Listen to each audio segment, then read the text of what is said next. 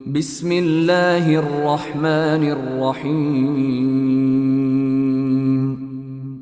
পরম করুণাময় ও অসীম দয়ালু আল্লাহর নামে শুরু। ইন্না আনজালনাহু ফি লাইলাতিল কদর। আমি একে নাজিল করেছি শবে কদরে। ওয়া মা আদরাকা মা লাইলাতুল কদর। শবে কদর সম্বন্ধে আপনি কি জানেন? লাইলাতুল কদরি খায়রুম মিন আলফি শাহর। শবে কদর হলো 1000 মাস অপেক্ষা শ্রেষ্ঠ। তানাজ্জালুল মালাইকাতু